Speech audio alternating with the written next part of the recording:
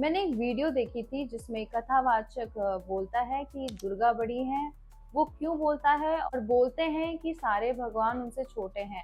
तो वो व्यक्ति ना तो ज्ञानी है, ना भक्त है, ना ध्यानी है, शास्त्र भी पढ़े हैं तो भी अधूरा ज्ञान।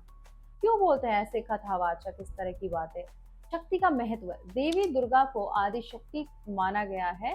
वेद और पुराणों के अनुसार सभी देवताओं की शक्ति देवी से ही आती है। इसी दृष्टि से कुछ लोग कहते हैं कि दुर्गा सबसे बड़ी है। संप्रदाय की दृष्टि से हर संप्रदाय अपने अपने आराध्य को सर्वोच्च बताता है। वैष्णव कहते हैं विष्णु जी सबसे बड़े हैं। शैव कहते हैं कि शिव जी सबसे बड़े हैं। और शक्त परंपरा वाले कहते हैं कि दुर्गा जी सबसे बड़ी। इससे दूसरे देवता छोटे हो जाते हैं। सनातन धर्म का मूल सिद्धांत क्या है, पहले वो समझो। एकम सता विप्रा बहुधा वदंती, अर्थात सत्य एक है। ज्ञानी जन उसे अलग अलग नामों से पुकारते हैं। माता दुर्गा, भगवान शिव, भगवान विष्णु, भगवान ब्रह्मा, सभी एक ही परमात्मा के अलग अलग रूप हैं।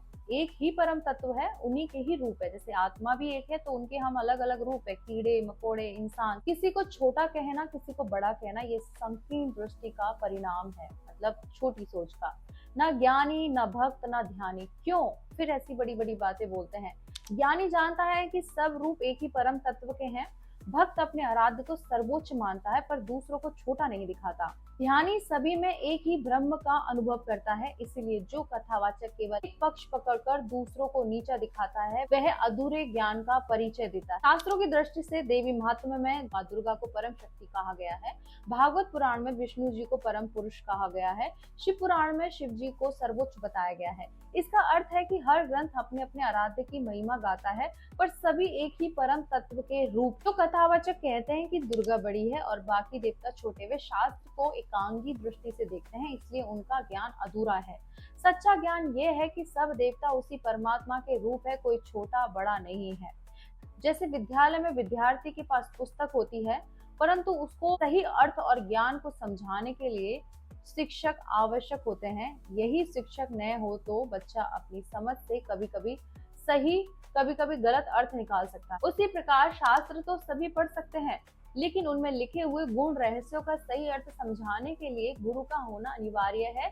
यदि गुरु का मार्गदर्शन न मिले तो मनुष्य अपनी बुद्धि से कई बार अर्थ की जगह अनर्थ कर बैठता है। इसलिए कहा गया है गुरु के बिना शास्त्र अंधा है और शास्त्र के बिना गुरु अधूरा। अब बात करते हैं संत महाराज प्रेमानंद जी क्या कहते हैं। श्री राधा जी सबसे बड़ी हैं, करोड़ों देवी देवता उनके चरणों में हैं, लेकिन ये भाव से संबंधित है।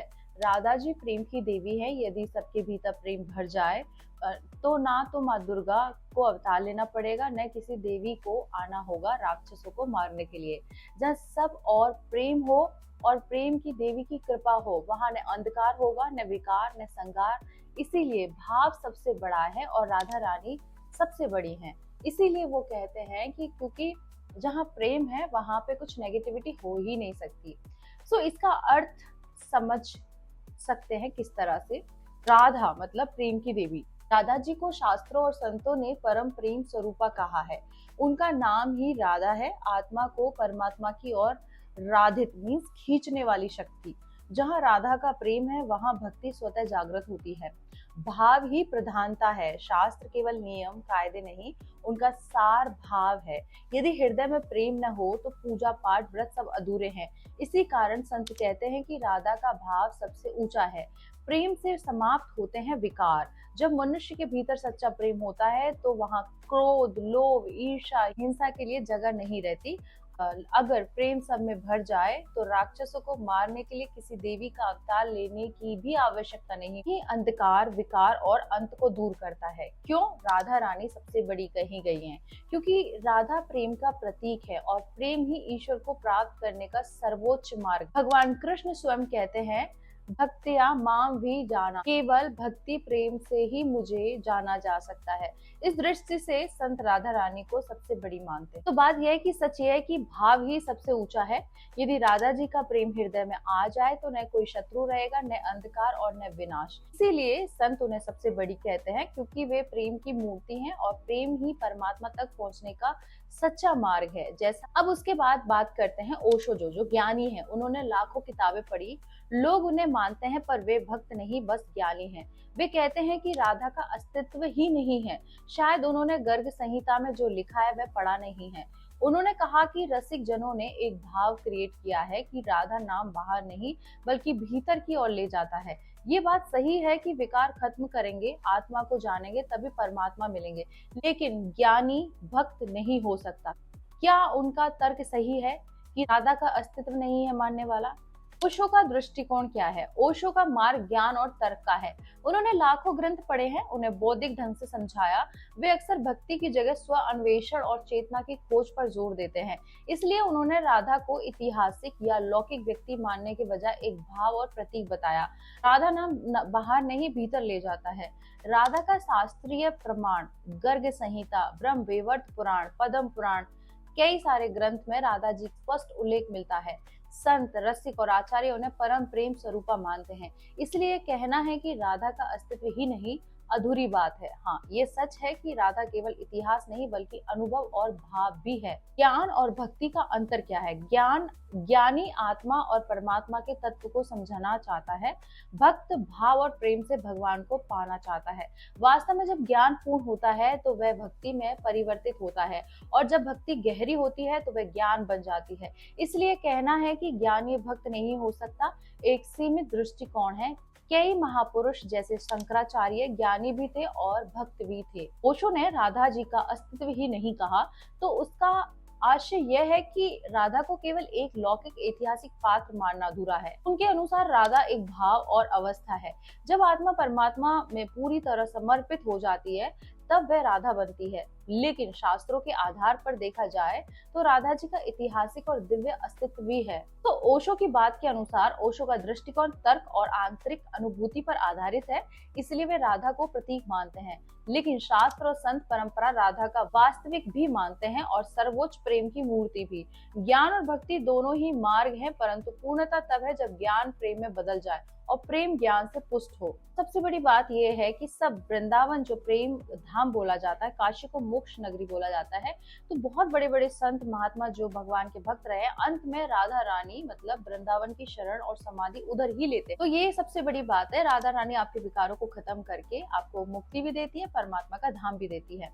तो इन तीनों में से कथावाचक जिन्हें ज्ञान नहीं है, प्रेमानंद जी जो ज्ञानी भी है भक्त भी हैं और सबका उत्तर भी देते हैं, और ओशो जिन्होंने किताब पढ़ी है, ज्ञानी है, ध्यानशील है और तार्किक है पर भक्त नहीं। तीनों में श्रेष्ठ कौन है? कथावाचक जिन्हें ज्ञान नहीं है, केवल शास्त्र सुनना या कंठस्थ करना ही ज्ञान नहीं है। यदि कोई कथावाचक अधूरी जानकारी से दूसरों को ये कहे कि फला देवी देवता बड़े हैं बाकी छोटे, तो ये संकुचित दृष्टि है। ऐसे लोग न तो पूर्ण ज्ञानी है, न भक्त और न ही ध्यानी। इसलिए उनकी स्थिति तीनों में से सबसे नीचे मानी जाएगी, क्योंकि वे अधूरे ज्ञान से दूसरों को भी भ्रमित करते हैं। अब बात करते हैं संत प्रेमानंद जी की। ज्ञानी प्लस भक्त प्लस उत्तरदायी। प्रेमानंद जी ज्ञानवान भी हैं और रसिक भक्त भी। वे शास्त्र का अध्ययन करके उसे भाव और भक्ति से जोड़ते हैं। उनका गहन ही राधा जी सबसे बड़ी है, क्योंकि वे प्रेम की देवी हैं। ये ज्ञान भी है और भक्ति भी। वे तर्क भी समझाते हैं, शास्त्रों का आधार भी देते हैं और प्रेम का महत्व भी बताते हैं। इस दृष्टि से वे तीनों में से सबसे संतुलित और पूर्ण है। ओशो ज्ञानी प्लस ध्यानी प्लस तार्किक पर भक्त नहीं। ओशो का मार्ग ज्ञान, ध्यान और तर्क का है। उन्होंने लाखों ग्रंथ पढ़े, चेतना पर गहराई से विचार किया और लोगों को स्वतंत्र सोचने की राह दिखाई, लेकिन उन्होंने भक्ति को स्वीकार नहीं किया और कई बार शास्त्रों को केवल प्रतीक या रूपक मानकर ही समझाया। उनकी दृष्टि गहरी और बौद्धिक थी, लेकिन उसमें प्रेम और समर्पण का तत्व कम था।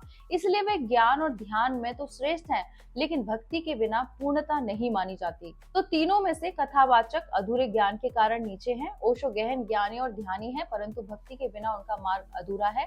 संत प्रेमानंद जी का ज्ञान, भक्ति और उत्तर तीनों का संगम है, इसलिए वे सबसे श्रेष्ठ हैं। वो संपूर्ण है, वो भगवान स्वरूप हैं। शास्त्रों का सार यही है, ज्ञान बिना भक्ति सूखा है, भक्ति बिना ज्ञान अंधा है और ध्यान बिना दोनों अधूरा है। और जब ये तीनों मिलते हैं तभी पूर्णता होती है, और ये पूर्णता प्रेमानंद जी जैसे संतों में दिखाई देती है और स्वयं ब्रह्म स्वरूप परमात्मा स्वरूप दिखाई देती है। इसीलिए वो आज के युग में भगवान कहे जाते हैं। तो इस वीडियो को ध्यान से सुनिए, समझिए कि मैंने क्या कहा है और शेयर कीजिए। मेरे साथ बोलिए ओम नमः पार्वती पते हर हर महादेव, शिव शंभो, राधे कृष्णा।